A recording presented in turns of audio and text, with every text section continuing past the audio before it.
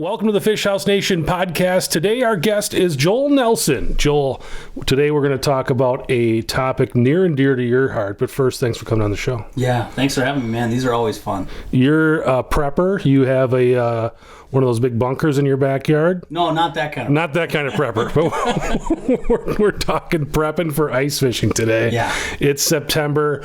People are kind of getting fired up. The temperatures are dropping. It's like 50 degrees outside right now, so things have turned quickly. We're probably going to get some warm temperatures before the ice comes down again, but definitely people are thinking about it. Tell me about what you're thinking about right now.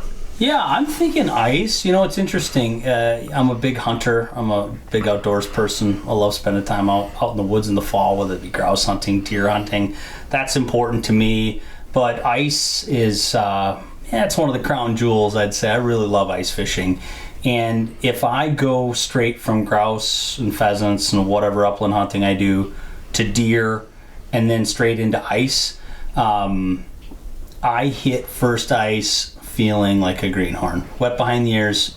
Don't know how to drop a lure. What's this auger thing? I mean, it's weird to say because I've been doing it a long time, but I feel the same way about turkey hunting. I feel the same way about deer hunting. I am big into getting ready for it. So this time of year, leading all the way up to mid-November, I'm doodling in the garage, getting things ready, and just generally prepping for the season to come. So what kind of things should people be doing right now? It's September. We've got 60, maybe 90 days before you're going to be stepping out there. Yeah. What are some things that they should be doing right now? Right now, you got a little bit of time, right? And so this is heavy equipment time. This is time to look at your portable, your auger, your ice electronics, and I usually do it in that order. I look at my portables and what I've got in the fleet. What kind of condition are they in? Do I need to replace anything? Is anything broken? Do I need to buy something altogether new? And I usually do that with the shelters first, then move on to the auger. You know, battery augers nowadays are the rage, and that's what I'm using. I had a battery-powered auger, so I'm not as worried about getting my gas-powered engine into service. But if I do have a gas-powered engine, I want to make sure that sucker starts, right? I want to make sure my blades are in good working order if I need to order more sets. Everything about right now is ordering, right, for that big ticket stuff. Electronics, the same way. What condition are my batteries in? What am I going to run? How many different units? What do they look like? Are they beat up? Do they need replacement parts? Right now, you have the service centers to yourself. Nobody, I swear, nobody right now is doing those things. So you need replacements, warranty service. Just to talk to customer service, how does this put back together? What do I need to do here? What do I need extra? Now is the time, and it's hard to be excited for the big ticket stuff now, but like right now is when you get those things lined up such that, especially in a COVID year where things are already starting to get picked clean with so many different parts of the outdoors world, you get first dibs and you get your stuff taken care of. Yeah, that's one thing that I think people, maybe if they don't do a lot of fishing in the summer, are going to be shocked when they start showing up in the store in November, because there was definitely a lot of shortages for products out there. I have a friend who owns an archery shop. I was there last night, so we're talking early September, and those guys were working at 11 o'clock last night because everybody, openers next week. Oh, yeah. So now we bring our bow in instead of 2 months ago. All right. So if you want to get your stuff and not have to wait, because sure, those guys are working late to get everybody's stuff done, but there are definitely going to be some guys that probably aren't going to have their bow ready for opening day. Oh, yeah. Same way for ice. If you show up late to the party, there may not be a party for you to go to. And at the end of the day, when you start talking about COVID and what it's done in terms of people buying things, I was just at a couple different big box retailers looking for muzzleloader supplies, of all things. And by the way, most of those are pretty picked over too. But one thing I'm observing is because the summer stuff has sold out so well, they're starting to set ice stuff now because they've run out of summer things to stock. Mm-hmm. And they're putting that stuff out there now. And there's going to be a run on that stuff because it's there to buy. It's available. People that ice fish will go and gravitate towards it, buy it. And again, I think if there was any year where it was good to be a doomsday ice prepper, this is the year to do it. This is the year, yeah. I made a couple retailer visits last week too, and it was the same thing. You're seeing ice stuff being set right now, which is great for the ice angler. It's already there, and things are set up, and people are thinking ice. You talked about going through those shelters and the big stuff. Yeah. How about rods, reels, and that kind of stuff? Yeah, for me that comes a little bit later. I'm not a big enough ice nerd to middle of summer dip into the ice fishing stock, and I do enjoy the falls, like I've said. For me, that can come either just before deer season, or if deer season ends early, like it can. Yeah, you're tagged out, you kill first day, opening day, and you're done. That happens every year, right? No, not every year. That's why I paused, right? You're good. Nice observation. But no, I get the rods and the reels and the line and things like that. Sometimes I'll order it early, but I might not assemble it till just before. That's really the last achievement that I feel, hey, once I get my rods together and my boxes put together, that's when I really feel like, hey, I'm ready to go ice fishing. So I'll wait on that a little bit. One thing I will do though is you'll start to see about now a lot of new lure releases, companies putting out new baits. And you're going to see the availabilities of those in good supply, both at retail and online. And I'll use a mix of retail shopping and then some real targeted online purchases to make sure that I've got the size, the color, every little nuance dialed in on those baits, so that again, I don't show up to a Lake of the Woods trip in January hoping that some place, God knows where, on my drive up has the exact color, shape, size that I'm looking for, because you might get lucky, but odds are probably not, especially in a year like this. So I guess I go from rods and reels and line and things like that, and maybe baits a touch earlier to make sure I get the specifics that I really need. Let's talk about that a little bit. Let's crack into that. What kind of baits are you looking for? You're making sure that your tackle box has all the bullets that you need for the winter time. Right. How do you shop for that stuff? So if somebody wants to go shopping to fill that jig box, to fill everything up, what's your strategy, and how should people go about doing that? You know, I'm an optimist when it comes to this stuff, and I tell myself that, well, this year I'm really going to focus hard on fishing a certain kind of bait in a certain kind of way for a certain species, and I'll pick like 10 of those things. Well, that's not realistic. Most anglers, let's say you haven't done a lot of rip and wrap fishing, or let's say you haven't done much with jigging spoons for panfish. Take one of those things and say, hey, this is the year I'm going to do this. Get the equipment, get the right rod for the job, the right line to match. If it's heavy metal panfish on bigger spoons, make sure you have an ample supply of bait. Make sure you have the colors that you think panfish are going to want in the bodies of water you fish. I'll take one technique and really try and hone in on it that I want to get better about. But for the rest of it, it's all about inventory. So when I say prep and doomsday prepping, for me it's taking photos. I take my cell phone out, just grab this thing, take a bunch of photos of my boxes, and then I'll sit there and I'll look at that and think, well, I've got a lot of these, but I never use them. What do I use, man? What are my staples? What are my flour, butter, and eggs of my tackle box? And then I'm going to lose more of that. I'm going to use more of it, and I'm going to lose more of that. And for me, that is tungsten jigs and 64 32nd ounce varieties, a lot of real buggy patterns and buggy looks, mixed with bright colors. So I'll go with blacks and browns and the real natural side of things for clear body of water, and then the really bright ones for murkier waters. On walleyes and perch, it's 1/8 ounce spoons. It's a ton of 1/8 ounce spoons. Now I've got sizes ranging up to 1/2 ounce that I barely, if ever, use. But man, I'm going to use and lose a lot of 1/8 ounce spoons this year. And that's just the nature of the beast. So I replace my staples. I pick one thing that I really want to get good at. I get totally dialed in for that. And that's a good year for me. And that's kind of how I prep. What's your favorite spoon? Don't tell everybody, though. They won't be able to find it. I look at spoons in two ways. Spoons to me are the lead variety with a rattle in it, like the buckshot rattling spoon, probably the #1 spoon of all time. Catches so many fish no matter where I'm at. That rattling spoon, though, is more of a dumbwaiter. It's a bait delivery system. It's something that I send down. The rattle attracts fish. The color pattern is important on clear bodies of water like Mille Lacs, but the bait on it is what really does the job. But then there's flutter spoons, and there's so many different good flutter spoons out there. you've got the original Castmasters, and you've got the Slender Spoons, and you've got all kinds of baits today.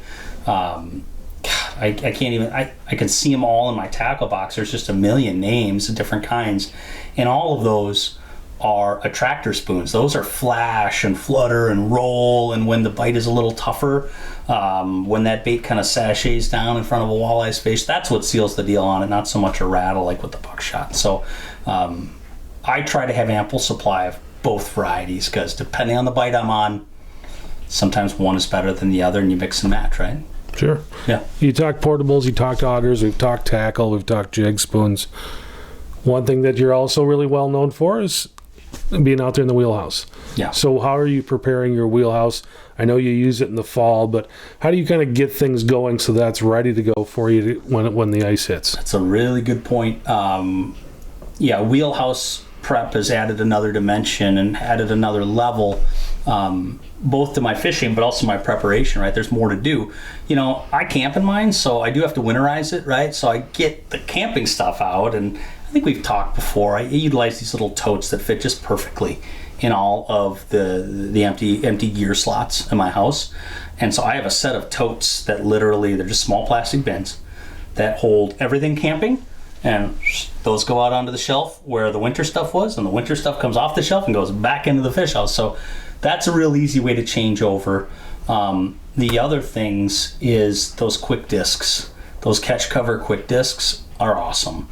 I am getting a new fish house this year. I'm getting a new Yeti, and I think I know where all the discs are going to go, but the cool part about them is it's just a cheap piece of plastic that's relatively inexpensive, super durable, lasts forever, and I can plug cup holders, rod holders, rattlesnake reels, anything into them wherever I want. So a big part of my prep is those totes, but the next part of it is, where am I going to put a disc? And I'll put them everywhere, because guess what? There's no penalty for having a few extra, and they take up no room and no space. They're flat to the wall. Who cares? Have as many as you want wherever you want, and then you can put all of those accessories wherever you need them. So those two things I really do need to dial in on my new shack. Yeah, that's cool. You use your house quite a bit throughout the summer and fall, but there's a lot of guys that are pulling those things out. They've been sitting in the shed. They've been sitting, behind a shed. Yep. Just checking those tires over.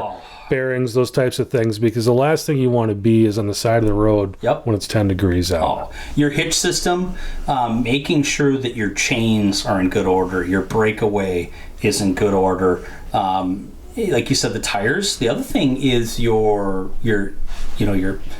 system of bringing it up and down, whether that's a hand jack version or whether that's hydraulics. Making sure those pumps and straps are all in good working order, because like you said, everything's way harder. Do it now when it's 70. When it's 20 below, you're sure going to wish you had. Your pins, make sure your pins are in good working order. If they're a little rusty, give them a coat of WD-40, wipe them down. If you need to take a wire brush to them, get some junk off of them, do that.